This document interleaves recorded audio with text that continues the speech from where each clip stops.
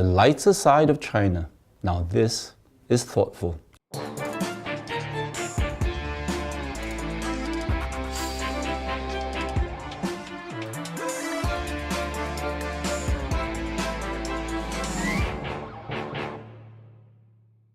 Hello, I'm Andrew Locke in Shanghai, your guest host for today.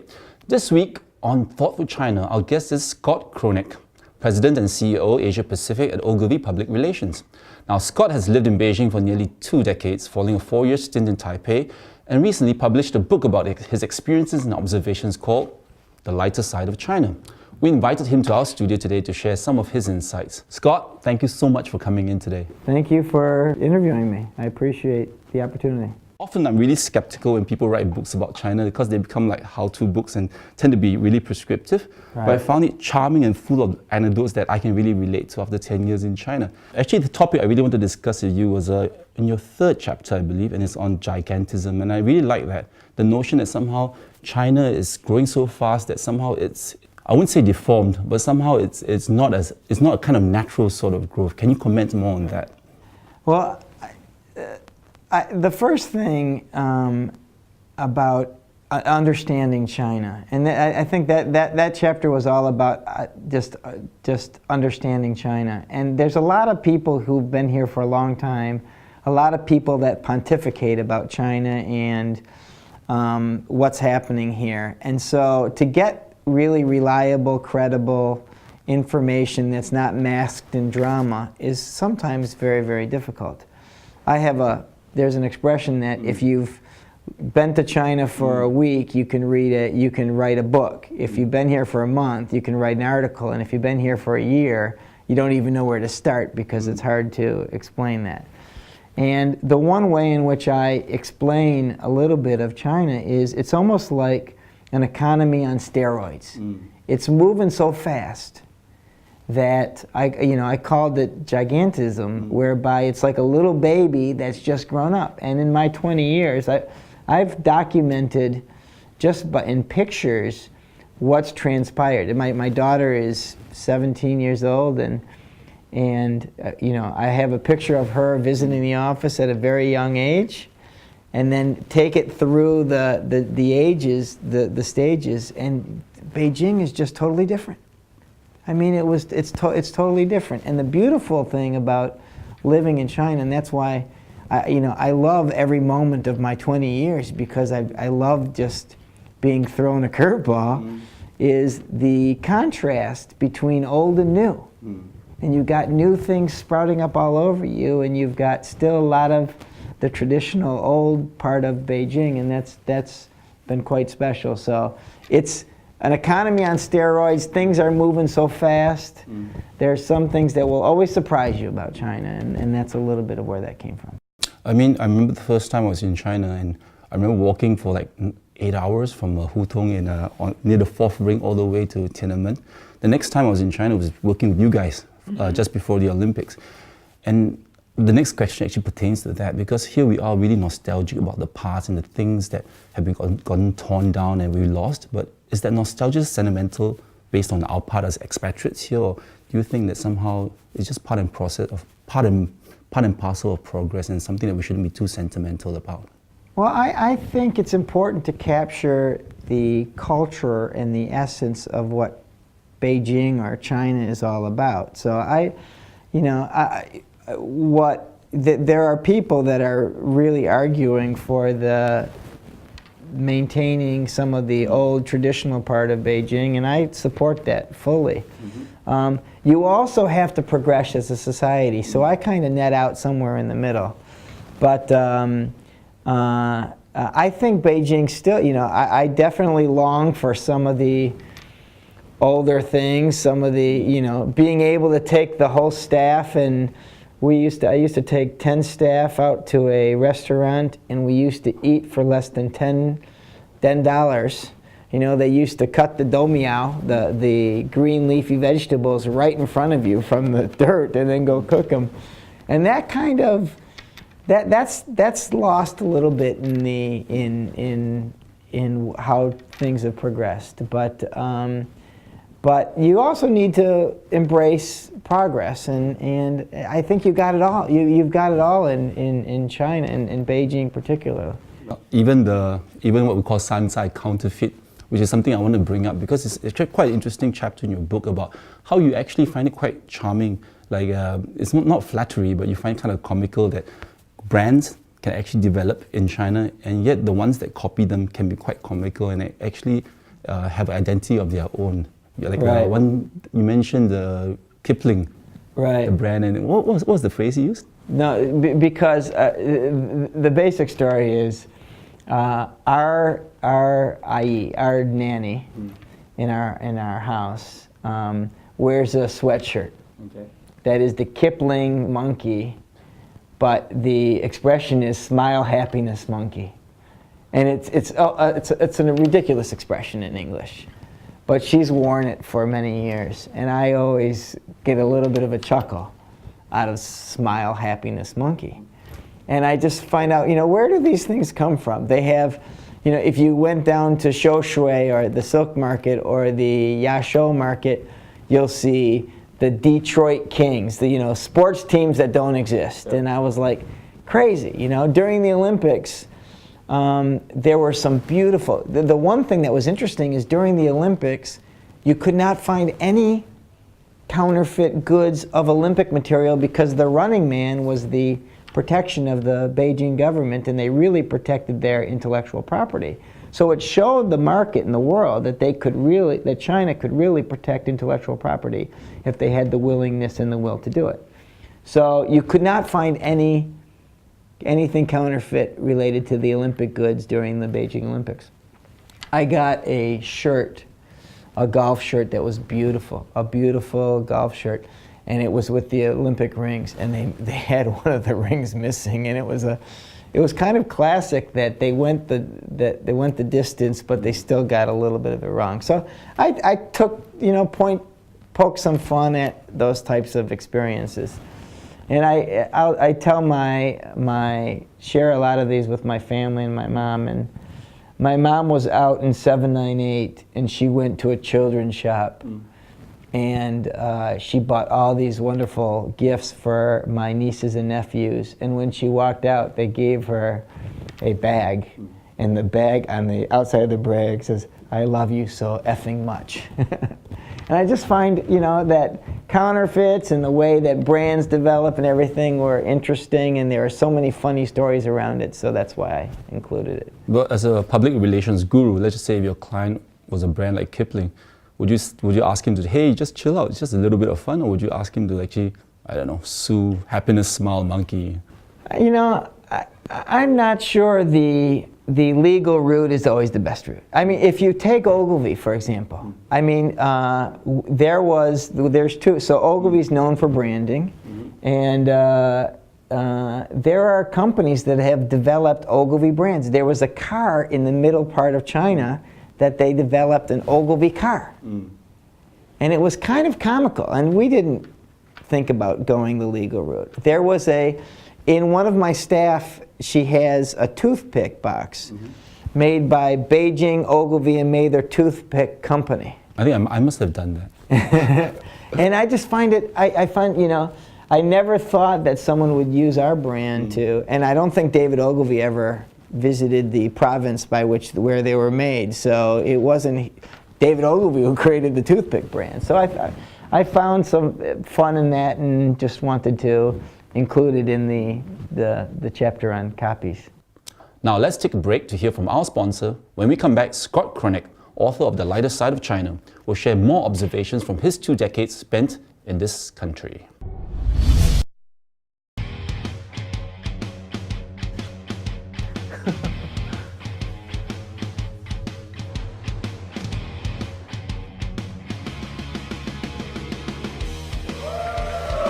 Now, let's go.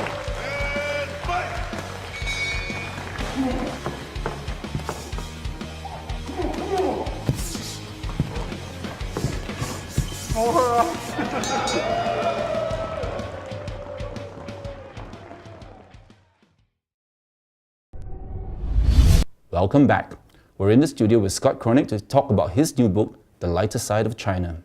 Actually, what I found quite interesting about this book was, if I were a first-time person in China and I was looking, oh, it's Scott Cronick, you know, he's the CEO of Asia Pacific PR. I thought there were a lot of business insights, but a lot of it's very personal and anecdotal. But if you read deeper into it, a lot of the things you mentioned, right, actually hinge on something I find very important, very interesting about doing business in China, is that a lot of it isn't always business. A lot of it is cultural. You almost have to be able to sit down with a Chinese client and talk about the things you talked about, like Chinese medicine or Right. good luck or ghosts. Right. So actually immersing yourself in Chinese culture, has that helped you with That part of it is the part, and I thank you for that, because that is exactly the purpose. I mean, I did not want to write a business book, and I did not want to write a marketing book, and it's a little booklet. Let's be very clear. I mean, my sister says it's a great bathroom reading book. So. That's exactly where I read it, actually. There you go. So, but it's a book that tells stories that don't say the Western way is right or the Chinese way is right. It just, this is the way it is, and this explains it. And so sometimes in our business, we talk a lot about insights, and the insights are, yeah, that's why. That really makes sense. And so I tried the first chapter is on names, Chinese names. And every Westerner that comes in here, when they meet someone Chinese, they wonder, how can a billboard quack be in the advertising business? Did he really plan it that way? We had a creative team in Beijing that was Jesus and the devil. Yes, yeah. And so, you know, they're just crazy things that happen that sometimes need explanation. Yeah. So what I tried to do is explain, let me tell you a little bit about where some of the Chinese staff, people that I've met, got their English names. Mm-hmm. And it just tells a little bit of a story that explains it a little bit. Mm-hmm. So if you're a first-time visitor or a visitor to China, you always thought about, why do people wear these, you know, good luck bracelets or things like that? You know a little bit, you know, maybe someone prayed with it in front of the Buddha stand and it's passing off good luck to them. So that's a little bit of where that came from. I mean, from the book, I've learned that your missus is Chinese, so your kids are half Chinese. Yeah. So you're really immersed in Chinese culture. So for, say, a first-time client or a friend, a college friend from the States, and he comes over and he listens to you actually embrace all these things that he may find strange or maybe sometimes find not ethical. I wouldn't say not ethical, I would say strange and somewhat unfamiliar to Western ears.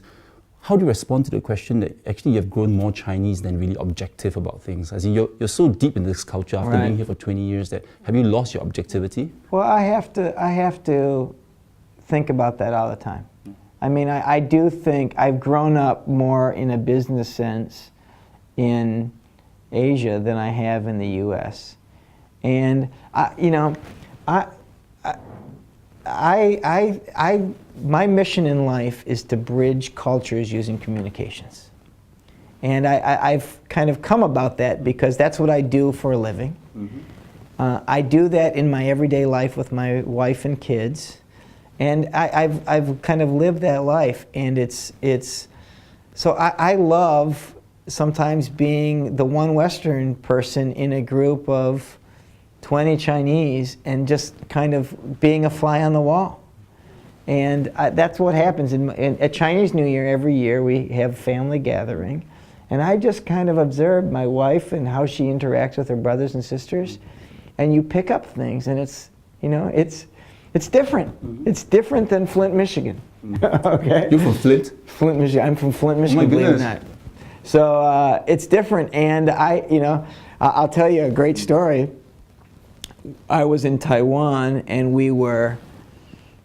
the feng shui master came to bless an apartment that we have in Taiwan, and I was there doing it for our family because my wife and kids had not been back, and I was there with my mother-in-law, and so we had the monk that is part of the temple that my mother-in-law belongs to, and there's 5 women, elderly women from the temple there doing the Amitofa and we walked around the apartment and blessed the whole apartment. And I FaceTime one of my relatives in the U.S. I said, you don't see this in the United States. So it's a different world, and it's not right or wrong, but it's interesting. And so I've taken some joy in experiencing that. Okay, another question about being an expatriate who's developed most of his business career in Asia. I remember a staff of mine shared a joke with me once. No, it wasn't a joke. I guess he meant it half seriously. He says, Andrew, you've been called the best English copywriter in China because you're the only English copywriter in China. Right. So he's saying that the only reason we add value is because somehow we're not Chinese. Now, to a person coming into the advertising and marketing in China now, and being a veteran for 20 years, how would you advise him to actually add value to every place he's in? I mean, let's face it, Chinese are graduating from Ivy League schools, they're sharp as tacks. How do we, how does a person coming in from outside actually add value right now? I think, if you're new, I think you've got to be curious. You've got to work to be able to find the insights, to keep asking the question, why? And I'll tell you, my Chinese isn't great, but when I came out I moved to Taiwan 23 years ago, and once every month we had a training all weekend, and I would go to that training. It was all in Chinese, and I would just listen for words, Chinese words, and I'd write them down. And I'd say, what am I going to get out of this weekend? Because I can't understand the content, I'm going to learn a little bit about Chinese. And I think there's lessons in everything we do. And I think if you want to be successful, you got to be curious. You got to know that you're a guest here. I'm a guest. I've been a guest. It's been my home for 20 years. I'm a guest. And I'm only as good as my Chinese partner. So how do we work together to come up with the best result? And then I'm still very Western. I think I have an understanding of some things in China, not everything. And then I think that experience has really helped. So you got to make yourself open for experiences, and you got to be open-minded. Is that why we have actually a chapter inside here that talks about growing, shall we say, growing old in China? The whole chapter about age. Right. Do you feel you're ageless in China because you're learning every day, or? I feel as energetic today as I did when I started out in this business. There is so much to do, and I have a ton of energy because, every day there's been no 2 days that have been the same. Actually, there's one thing you'll see in that I say, in one of the chapters that some people say your best day and your worst day can happen on the same day in China. And so there's no 2 days that are ever alike, and you're always learning. So I feel, I do feel ageless. I